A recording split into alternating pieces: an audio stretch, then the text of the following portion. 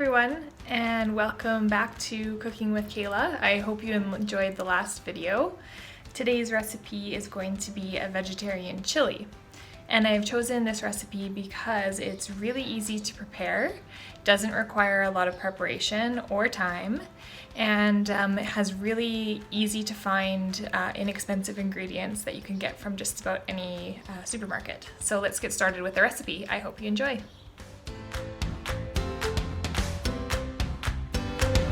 So first, let's talk about the ingredients that you're gonna need for today's recipe. The first three things that I have out here are 3 different cans of beans. I've chosen black beans, beans in a tomato sauce, and a can of dark red kidney beans. I like to use a mixture of beans in my chili, so it gives a lot of different textures and colors and flavors. And then moving on here, we have some tomato sauce and diced tomatoes. So that kind of makes the base for our sauce. Any kind would work, but I've just chosen the no-name brand tomato sauce and whichever diced tomatoes that you can find from the supermarket. Next, here I have a yellow onion, some a little bit sad looking celery, 1 carrot, or however many carrots you want. I just had 1 left in the fridge. And then I've pulled out salt and pepper and chili powder. The final 2 ingredients I have are a bag of frozen corn, which I've just pulled out of my freezer, and some green peas out of my freezer as well. These 2 are kind of a staple for my freezer, so I can throw them in whichever dish that I'm cooking. The corn adds a really nice color too, and same with the peas. So those are all of your ingredients. Here I have a yellow onion, which is also considered an all-purpose onion because of its really mild flavor. You should choose a onion from the grocery store that's firm to the touch and has nice flaky skin on it with no sunburn, mold spots, nice clean exterior here. I'll give you an example of what that looks like when you don't want. So as you can see here, there's a spot here. Might be starting some mold on the inside, so this one would probably be not safe to eat. So this one I'm going to throw into the compost and go ahead with this one here. For this recipe, I'm going to be dicing the onion, which means small squares.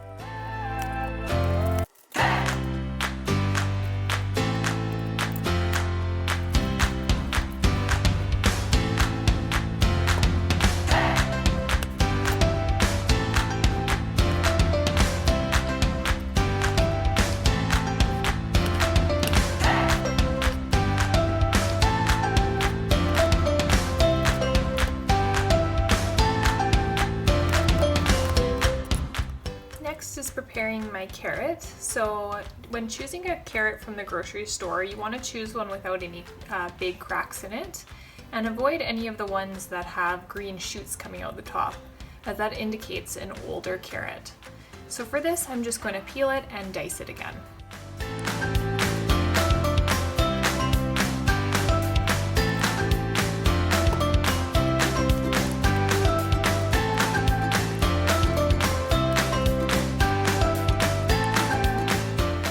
The bright orange color that's found in carrots comes from the plant pigment called carotenoids. Carrots in particular have beta-carotene, which may have some nice antioxidant properties and may help in protecting against heart disease and even some cancers.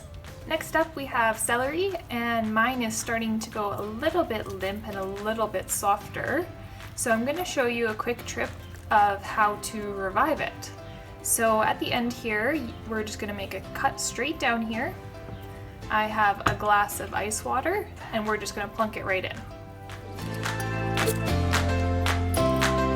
A few moments later. Look at this celery. It's totally perked up. If I pull it out, it is nice and perky now. Not floppy or soft anymore like it was. So let's take it out of its cold little bath here, and we are ready to chop it up.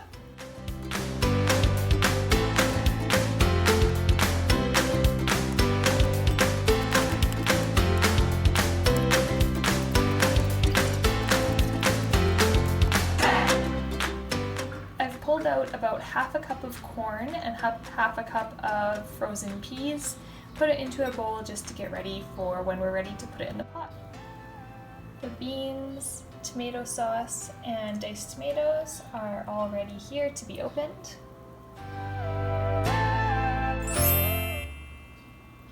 Here I have everything opened. We're going to need to rinse and drain the kidney beans and rinse and drain the black beans. I've put a colander in the sink. I'm going to run some cold water and throw them in.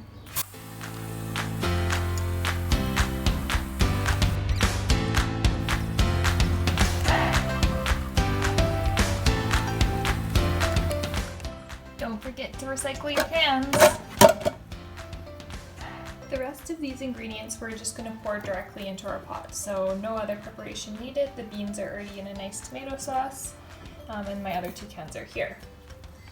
So I just want to show you what I have going on over here. So I have our peas, carrots, sorry, that's obviously not a carrot, that's corn. And carrots, onions, and my 2 types of beans, salt and pepper ready at the go, and chili powder. Nice and colorful. All right, I'm gonna turn my pot on to medium heat. Pour a little bit of olive oil into the bottom of the pot. I often choose a bigger pot than I think that I need because it seems to be that I always end up filling it up. So I'm gonna let this heat up a little bit. The oil has had a chance to heat up and I have my bowl of veggies going in.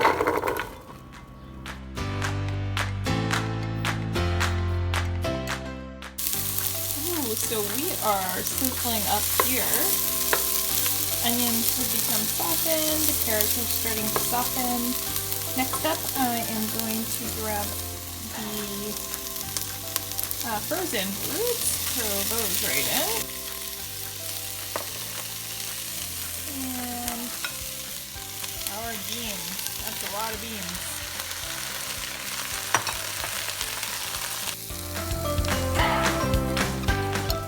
And then our last canned beans in the tomato sauce. The reason I'm loving putting so many canned products in this recipe is because cans are actually treated to a really high temperature in a process called sterilization, where it kills all the bacteria, funguses, molds, spores that might be in it that might cause a food safety issue. So cans tend to last for quite a long time. They do have an expiry date on them, or best before date, so you want to double check on that. And you want to choose cans that are not dented. Specifically, a lot of them by the seams can introduce some harmful bacteria. So make sure that if you can, when you can, choose cans that are not dented, fully sealed, and just double check the best before expiry dates. Alright, so if we come back to our stove here, it's looking like a really nice veggie medley. And the reason that I haven't added the tomatoes yet is because the tomatoes are so acidic that it stops the vegetables from cooking fully. So make sure you're getting your carrots at a level where they're tender enough where you are okay to eat them before you start adding your tomatoes. So I think I'm there now.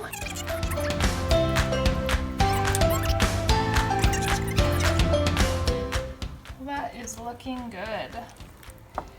So you probably noticed that I haven't really used a recipe for this chili, and that's usually because for chili it's kind of a dump in and go. So whatever you might have in your freezer, you could throw in some canned mushrooms, some frozen spinach, other veggies, different beans. You can add in some ground beef, which you're going to want to cook before you add in all of your vegetables.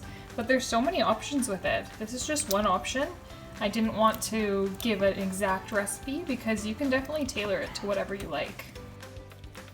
A little salt and pepper,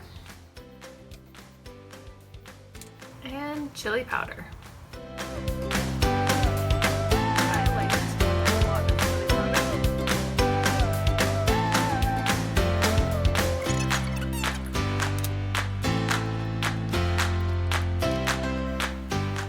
Some other optional add-ins.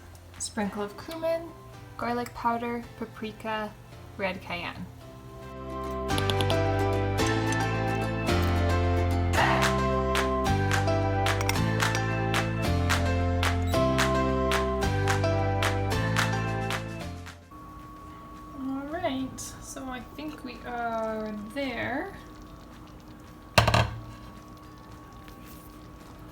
Give it a little stir.